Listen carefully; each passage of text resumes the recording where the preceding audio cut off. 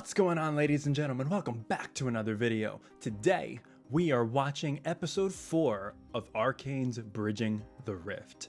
This is my bread and butter. This is the thing I love the most, is peeling back the layers and seeing exactly what it is about the monumental effort that went into creating such a phenomenal show. I don't care what the medium is, whether it's novel writing, whether it's playwriting, whether it's film.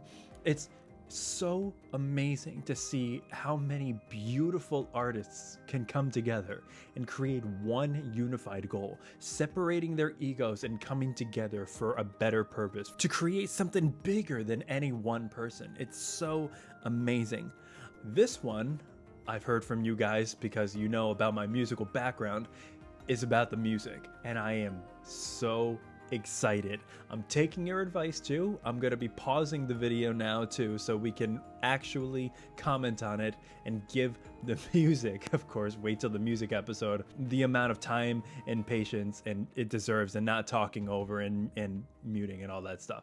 So in that spirit, let's just get right into it. Ladies and gentlemen, thank you so much for watching. If you like this video, please, I urge you, like, share, comment, and subscribe. Hit that notification bell so you never miss a video. Check out everything else we got going on the page. Check out Patreon, check out that merch store. Leave a like, leave a super thanks. I can't thank you enough how grateful I am for each and every one of you. All right, guys, I have a feeling I'm gonna have a lot to say about this one. This is episode 4 of Arcane's Bridging the Rift. Let's go. If you've ever seen that Breaking Bad episode, The Fly, where Walter White and Jesse are just trying to eliminate a fly, I'm having one of those days right now. So if you hear buzzing, you know exactly the demon to blame it on. I'm gonna find you. Time to prove them all wrong once again. Yep. Who said that? Was that Vander? I don't know. Oh, that looks cool. I just can't say goodbye. I can hear that already. At Riot, we've always loved music. In fact, in certain countries, people don't call us a game company. They call us a music company, and they say we're making games to do marketing for our music. And so obviously when we dived into a TV show, we knew music was going to be a big part of it. Music is obviously personal to Christian. It's personal to a lot of folks on that team. I think Alex, you once said, when you go write a script, and I think it's the same thing with music, you know, when you go write a song and you sit down to do it and someone asks you, oh, are you gonna write a great song today? It's kind of like going, you know, maybe, you know, it's kind of like going fishing, he said. It's so funny. There's so many things that you have to do to like get in that headspace of like writing a good song. It's exactly like what we talk about on this channel. Writer's block, creativity block. Like, what kinds of things do you do to have to just get yourself into that mental headspace? Because it's not easy to do. Oh, I'm just going to write a banger. I'm just going to write, you know, a best-selling chart. Now, you know, there are formulas and chord progressions to follow to like make things sound a little catchier, but like it's not easy. And from what I've heard, these guys did not take the easy way out with any of this. So let's see exactly what they did to get to where they were. I know what tools to use. I have experience to know where the best spots are. Welcome to the playground. But whether or not I'm actually going to catch one, we've worked on all kinds of genres at this point, and when Arcane came about, we said, hey, we're going to craft a full album of all these different songs, of all these different genres. It really was the culmination of all the different skill sets that we've developed over the many years. That is true, that Arcane was a culmination of so many different genres. You had hip hop, you had rock, you had like EDM, you had classical, your standard film scoring, so many different genres that went into the same project. And you don't get that a lot, but it's really powerful when you do get it. Music team to craft something that's really unparalleled. I think it's time to say goodbye. Goodbye. Goodbye.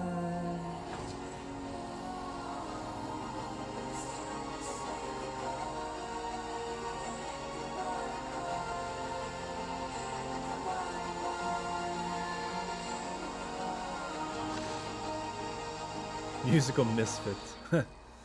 OLA. Welcome to my studio in North Hollywood. This is where we make some of the music for Arcane. Follow me. So we were going for an incredibly messy aesthetic of gear everywhere. We don't invite people over. You're the first human beings I've seen or invited here in years.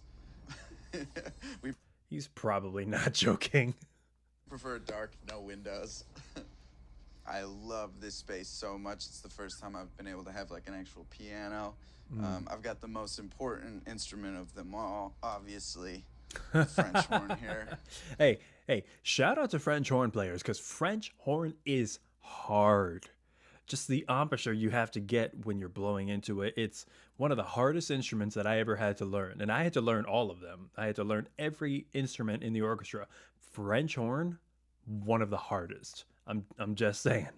Everything I do is just French horn, and then I'll just auto-tune it to sound like other instruments. It's a cool trick that I learned in school. Just Oh. kidding, I'm way in debt for my college loans. It's a sad story.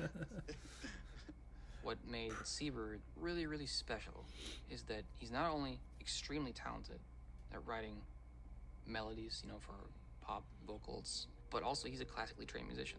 He went to Juilliard as a Nice. French horn player, and that Ooh. career failed. A Juilliard French horn He became player. a really successful pop artist.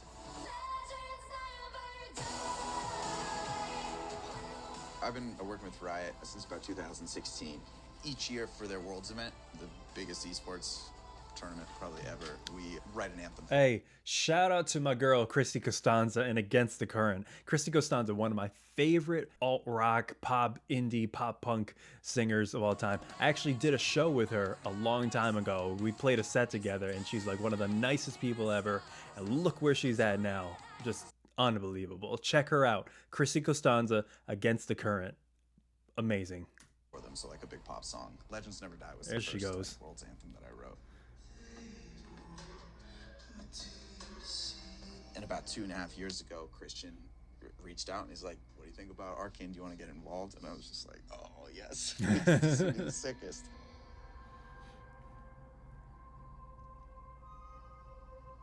We always wanted to make music part of the development from the very beginning instead of just this post-production phase, that it often is in film and television.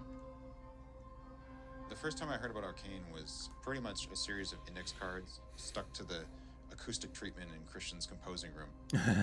Technically, he was still a composer then, but he had the story that he wanted to tell, and he had ideas for who he That's wanted to help interesting. him I didn't tell it. realize Christian was a composer too. Music on Arcane started with Alex Temple, who is just an incredible composer. But at that point, I hadn't done any longer form narrative work. I'd done shorter form narrative, whether it's like a 3 to 5 minute trailer or things like that, but nothing approaching the scope of Arcane. Yeah. Can you show me what this is? That's so hard because you not only have to do all the main songs that have to fit with not only the storyline but the timing of a lot of these scenes, but at the same time, because you can't just kind of rewrite, because that costs animators just months and months of work and money, and so you have to create everything and adapt it to the story and to the episode itself, not just the main songs but the little filler score in between. And I can only imagine what kind of challenge that must have been. So this is a Gujun. Gujun. Pronouncing it slightly incorrectly, but Those are awesome. Yeah, normally it's played. It has a pentatonic scale, and you can affect the pitch by bending over here. I've been using it completely incorrectly. Playing the backside of the instrument. It Or sounds you can cooler just though. play it with this singing bowl mallet. For the first few months at least, we actually stayed away from any picture material from the show, and we just explored themes in isolation for every character.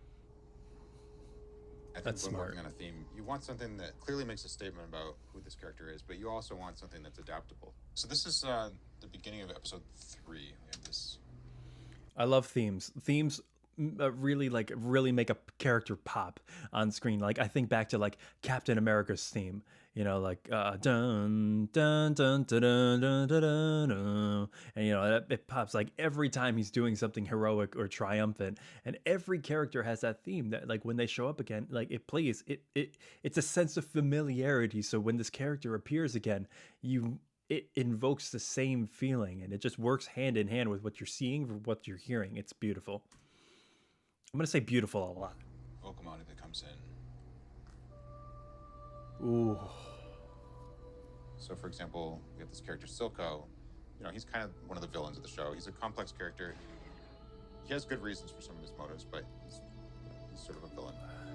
The music that I end up writing for him is not sort of villainous at all. It's very sort of welcoming and kind of seductive in a way. So sometimes when we use these sort of motifs, they come back in kind of subtle ways.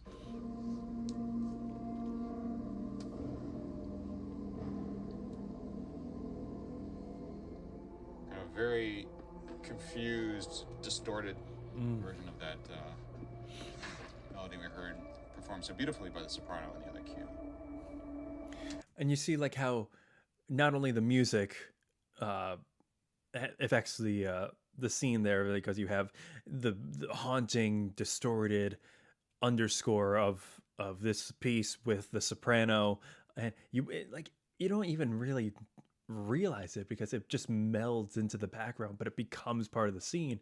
But you see like the shifting focus of the animation, also with the Dutch angles that turn everything to the side, which is supposed to make you feel uncomfortable and sickly, and the color scheme just comes together, and it just makes this masterpiece. I'm so sorry for stopping. I'm such a fan. We really wanted to have just melodies, you know, for characters. You should feel like you remember this character in this moment when you hear this melody.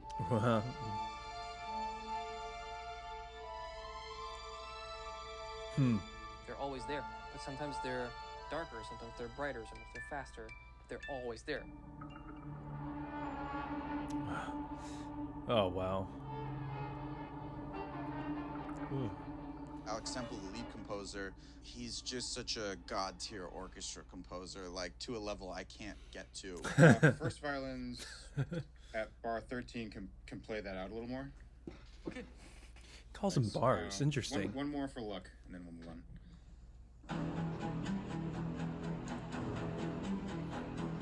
Fun fact, I used to be a composer in my past life, so this is very familiar to me with conducting, orchestral conducting. Hugely undervalued, and one of the biggest highlights of my life.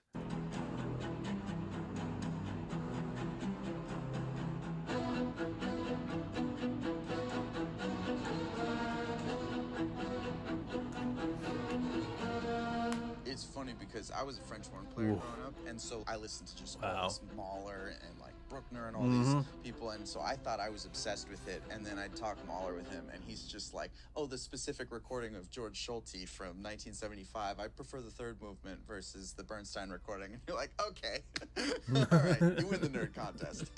If you want something to underscore a really macabre, morbid day, listen to Mahler's Symphony No. 6 and listen for the 3 hammer blows of fate. And read up on that, because that's an interesting story.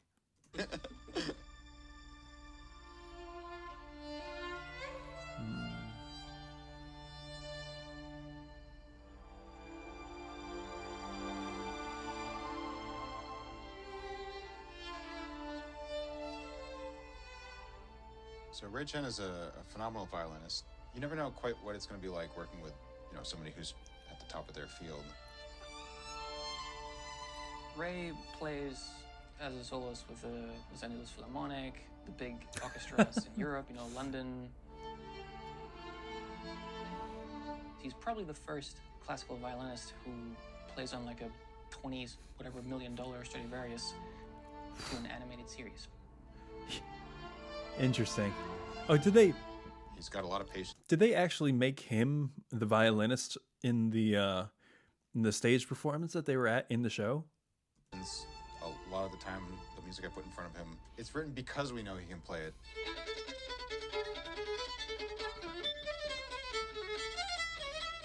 Oh, yeah, they did, didn't they?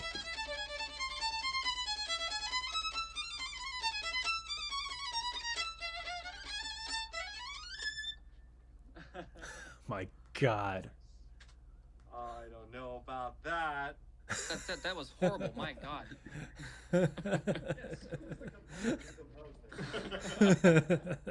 approaching the finale of the first season. It's getting very dramatic for all of our characters. This is a cue that's based on the theme. It's so funny though. The musician could be doing something like that, and they have all these different like runs and arpeggios and everything, and then to any other person, you'd be like, "That was amazing," and then that person will be like, "It's all right." Of the character Victor. This is around the time when he pushes his body and the transformation further and further, and kind of gets seduced in a way by this hex core, and starts to kind of lose parts of his humanity. And there's kind of like a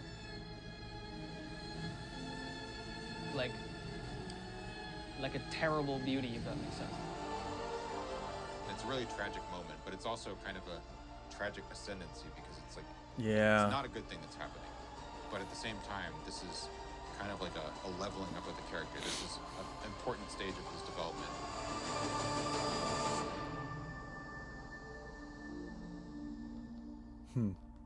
I've been doing orchestra stuff with Alex Temple for about 2.5 years. And it was only about a year ago that we were like, let's do a 11, 12 song pop soundtrack to go with the show.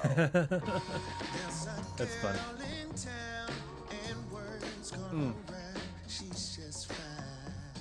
We knew that we also wanted to create these special moments in every episode with music, and so with the editors and the directors of our team, we tried to find a moment where the music can actually take over and be in the spotlight. Hey. I declare war on anybody standing in the way of what I dream for. How could Yeah. Working on Arcane, I literally listen to this song at the gym. I get so hyped. It's like, grrr. pressure is pretty high. All these great, amazing artists, and the story is amazing, and the animation is amazing. The score is amazing. The sound is great. The music has to be good too. The songs have to be good. Mm-hmm. Sebastian is like ultimate homie for me. We did Rise together, did Awaken together. I cannot wait to work with him any chance I get. Sebastian is this interesting character. I remember in his interview, we always asked him, like, what kind of song would you make for this character, for that moment? And he would always just go, I don't know. And so we're like, we don't know if he's the right guy for the job. And then you just start hearing the songs, and all of a sudden, you're just blown away. He's the kind of person that just does, but doesn't. Ballsy in an interview. I understand it's really hard to know exactly what you're gonna do for a character in the moment, but in an interview, what would you do for this? I don't know. Well, what would you do for that? I don't know. You're perfect. Talk about it. We call these the banger labs, where all the bangers are made. Yeah. Well, we heard there's some music going on. So I had already worked on cinematics for Riot and music videos and things like that. But Arcane, the extra difficulty was that, the purpose of the song is for a scene, is for the story. Who told you Unlike other movies and shows that might have just like a standalone incidental soundtrack of pop artists, we actually wrote these to picture the way that you would score something. And I didn't pick up on that at first, but now listening back to them, I'm like, oh my God, yeah, they are super specific to what's happening in the scene. Like that, the fight between Jinx and Echo, like in this toxic underground city. I'm like, oh yeah, Undercity. I've seen your face around here. Come along, tell me under the table. What do you see? I know for Sebastian and myself, it was really difficult to figure out that language where we're getting things to feel like a song, but also getting them to dodge between dialogue or hit peak moments to picture, which might not be happening at a set tempo.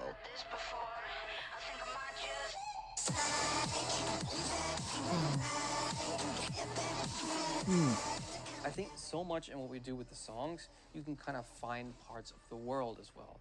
Like Zon, this underground world where a lot of things kind of get repurposed, reused, mangled, distorted. That's what the drums kind of also tell me. Where I feel like, okay, The drums, Jinx interesting. would design a kick drum. What would it sound like?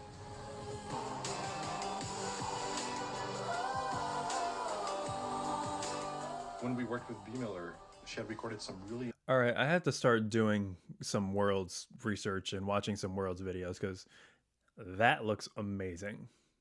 amazing improvisations. Like this for example, is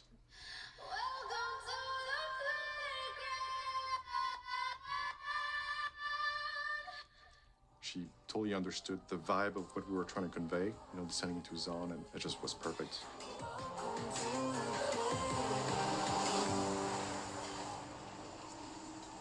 My dream was that we could kind of write the songs early enough so we can even still edit, you know, sequences and boards to the music. I think what we found pretty fast is that we would have this issue that we would approach all these artists and we'd say, we want to make music with you, make these songs. And they'd say, oh, cool, that's awesome. When do they go out? And we would tell them like, oh, in 2 years. And they would go, oh, never mind.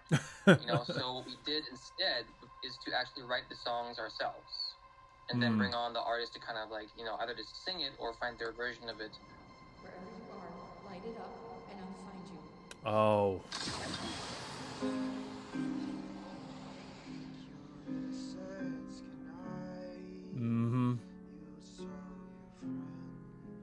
Funny enough, we didn't even initially think about Wood Kid for this song. We had him for a different one, and he happened to hear this demo and went, oh, let me do that one instead.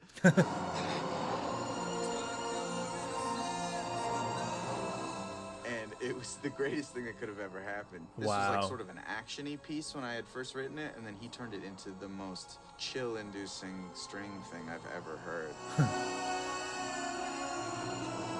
But yeah, so like it always just starts here, and then you never quite know what it's gonna end up being.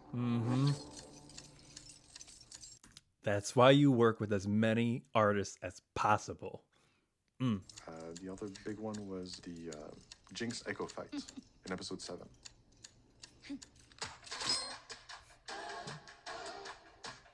Got that vibe figured out, and then for the vocalist, the rapper, we're like, okay, we have some ideas of who could be super cool. Like, okay, let's see what can, you know, let's send the track to them and see if they want to do it, and also, you know, are they going to do something that fits? You know, Denzel Curry was one of them. In this Gothic underground city, we all sin. If I bring a couple rounds with me, then we all win.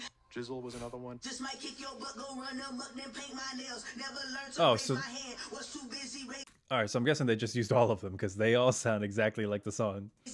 And Brenjo, he sent us a demo that was kind of sounded like a female vocal. I was like, oh, that's a really cool, catchy kind of chorus part. Turns out it was him just pitched up. Oh yeah, you mad, I'm racking up white diamonds. Throw me in the sky, you would swear the sun shining. All three sent us really awesome stuff. So we got 3 demos, like, oh my god, like, what can we do? A little bit of a challenge just from having so much good material. How do we make it, and how do we make 3 songs into one song? Let's try to use all 3.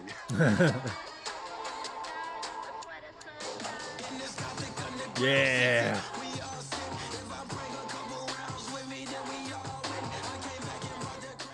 That was one cool and challenging thing about working on Arcane songs is you get these puzzles that you have to solve.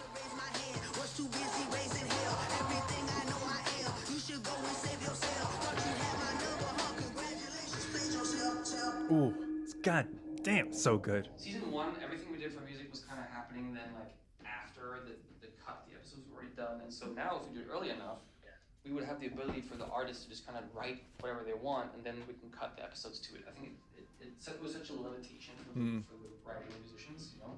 Working with Christian is pretty special because he's a musician. That's also another great thing about him is that he's not going to waste time.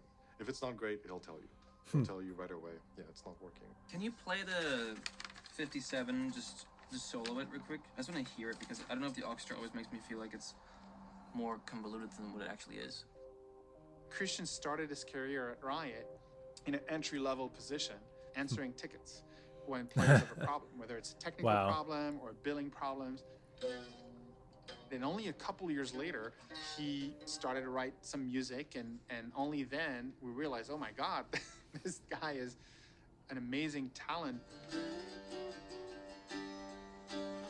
Christian, the first time I met him, he came onto campus, very quiet, very unassuming, other than, of course, the neck tattoo. And, I'm like, so, tell me, what jobs have you worked? What have you done prior to coming here? And he's like, oh, well, I did some music. I was in a band. I traveled around Europe. Doing Wow. some tour kind of stuff. I Wow. was like, don't care. How well will you serve the players? It took me a little while to realize that he was, in fact, a big deal. I believe he told me the biggest audience he played in front of was like 100,000 people. Jesus. Christian's a freak because he gives us feedback like, no, Okay. the cello needs to be an octave lower and it needs to be this dynamic. Like, he just knows how to speak music. That's my favorite Christian piece. Honestly, literally, like my favorite thing is to go to like a coffee shop and just sit down with like my music friends and just talk music, talk like, talk theory, talk favorite recordings, talk composers, talk new shows, talk regular, hit contemporary music, talk all, everything. It's just it's so refreshing. I love it. God. When I released my album, I had one song that I was like super into, and I'm still really happy with it. But I just remember Christian was like, and Christian liked it when I was working on it. And then he heard the final, he's like, it sounds unfinished. You gotta break them before we can build them up. Yeah, we're all so broken. Blossom like a flower. He goes to give us high fives and we flinch. We're all so broken. It's going. It's just the episode 8 track where he's gonna have to pivot. It's the last song we had to come up with, and this one was The hardest one. Yeah, really The concept was ambitious. It was ambitious and hard to execute.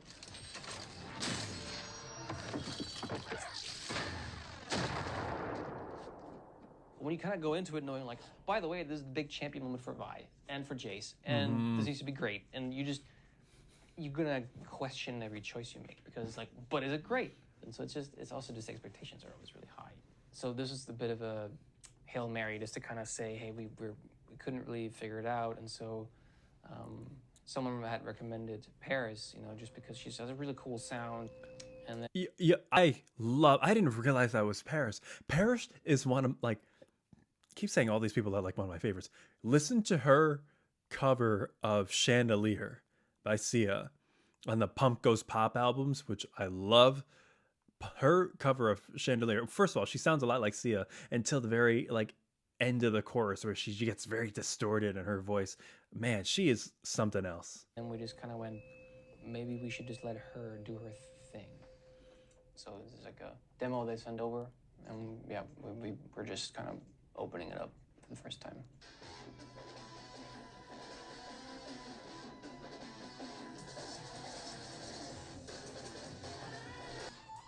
Her voice just feels like kind of something that Vi would.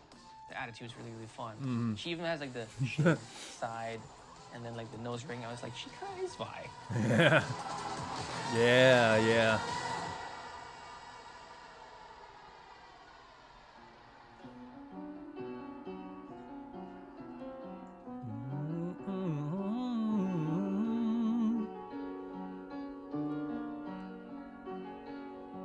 Imagine Dragons.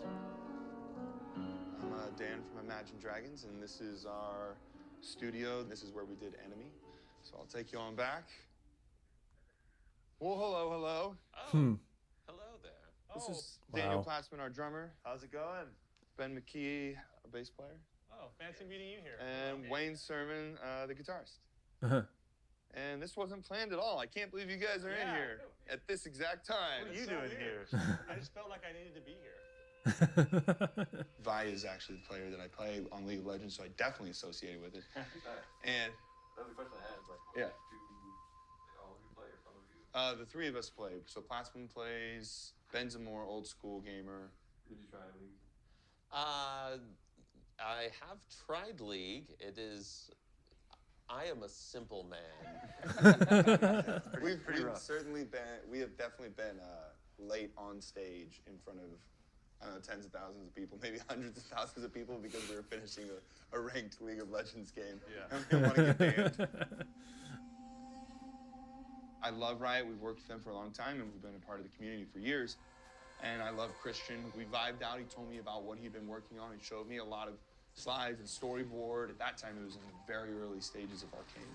Wow. But it was enough that I understood the dynamic at play with, you know, the sisters and Vi and Jinx. What makes you different makes you strong. Jesus. You know, as far as enemy goes, I think there's a lot of times in people's lives where you just feel like alone, or you feel isolated. And that song is written in isolation and feeling kind of you against the world. Searching to be home, I swear I'll never be the same. Cool. Oh. Whoa.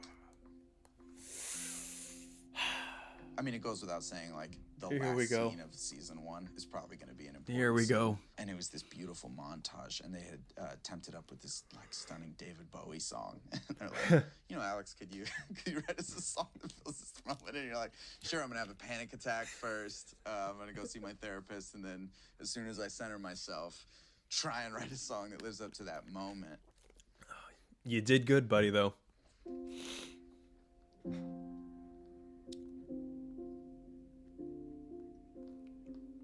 Thinking now, I should put out a piano cover of this on the channel. So here's some of the initial stems that I had done. It was just like a piano and my own vocal. I am the monster you created, ripped out of my parts. The way it starts is just like a person just like lamenting. I mean, it was really Jinx's voice in this song. The lyrics for that one came quickly. The difficulty with that was writing a song that's... Who would have thought? Jinx, the character from Arcane in League of Legends, now voiced by Sting. structured properly. Because Jinx fires this rocket at first, which is like a beautiful moment as it soars across the sky. And I wasn't at the point in the song that something that big was supposed to happen yet. So we had to like figure out how to write almost like a bridge section that is this rocket blast moment before we get back to the second verse and before we continue the song. Christian would give us feedback and we'd kind of hit our stride, and then it would be like, okay, which artists do we want to have sing this? Yeah.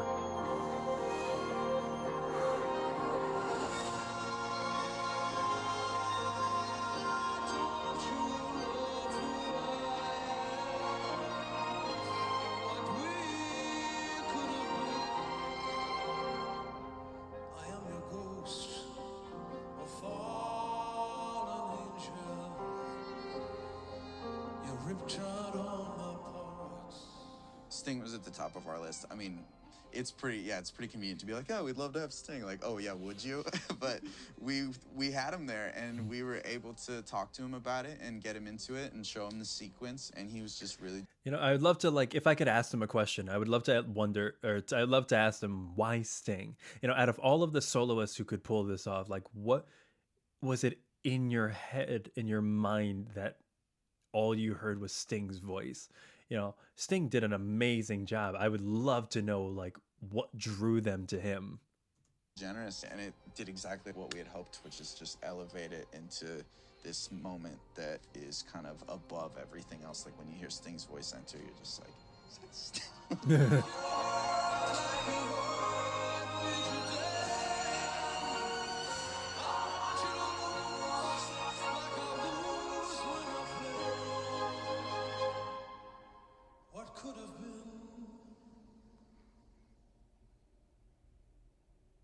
You know, it's funny because you work on these moments for so long until you actually, like, and you think, oh my God, this is going to be amazing. But you just don't quite know until you actually see everything done, and you just have that feeling for like 2 or 3 years where you go, I think it's gonna be amazing, but I'm not quite sure. And you just kind of have to wait, because you just, you know, does the music come together? Does it have that kind of magical touch? You know, like, does the storytelling come together? Does the acting kind of come together? Yeah. We're bleeding money, and for what? His dreams of rebellion. He's losing control.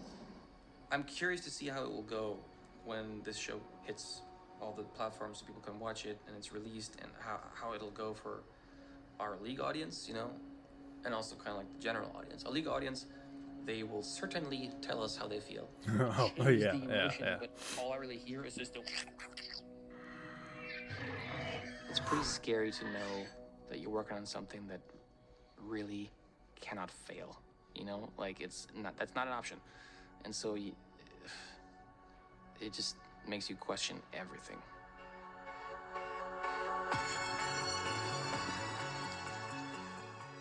I can understand to a minuscule degree the amount of pressure that these guys were under to do something so right and perfect the first time, because the audience for League of Legends is so loyal.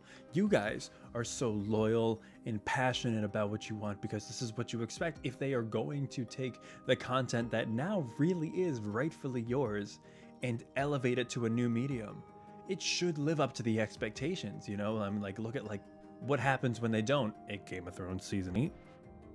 And the cool thing about it, which I bring this up again, I know, is the breadth of genres in it, because you had classical, hip hop, EDM, you had folk, indie, alt rock, pop punk, all of these genres just coming together, and it creates this world of just multi-genre storytelling, which is really awesome because no genre really, unless everybody's an alt punk person, but that's not everybody in the show. Each person kind of has their own vibe, they have their own theme, they have their own energy, and that needs to be paid attention to, and that can only really be paid attention to in opening yourself up to different elements of music, you know? So you're gonna get different feelings from rap, like, you know, the fight scene between Echo and Jinx, and you might get like a little bit more introspection when you slow it down and you do a more of a somber metacognitive ballad from Sting. You know, it's so beautiful. And then on top of that, I mean, not just the music, but then when they add little things on top of it, like the sounds of the gun going off and the missile firing off, or Silco's echoey line of, "We'll show them. We will show them all." It adds so much to the music that's already underpinning the entire scene. And that's what I love about music. And if you guys don't know a whole lot about it, I'll probably be talking about it a lot because I love film score. I love everything about the elements of what it takes to meld the visual and the auditory. And I listen to the greats all the time. Honestly, that's a lot of my workout playlist is a lot of film scores. It plays with your emotions so much. It tells you how to feel. I've watched a lot of like scenes that are like devastating where like you're supposed to cry. There's no score. I don't really have a whole lot of emotions, but when the score is there, why do you think those sad puppy videos are only played to Sarah McLachlan, right? I mean, if it was played to like Enter Sandman by Metallica, it would probably have a really different vibe. But this was amazing. I am so envious that these people could have these opportunities to do this originality, but at the same time, I am so appreciative that there is still genuine original music coming out. Not like, you know, not like some of the modern pop crap that we have now, but like real genuine work on these amazing pieces, and the thought that goes into it, not just to churn a profit, but to pay homage to a story that needs to be perfect and to co-sign onto a commitment of good music writing. And right here, and we here at Writer Reacts, we salute you because you have given us one of the best shows around. Thanks so much for watching, guys. Please, I urge you, if you like this video, like, share, comment, and subscribe. Hit that notification bell so you never miss a video. From one artist to another, stay creative, and I'll see you again.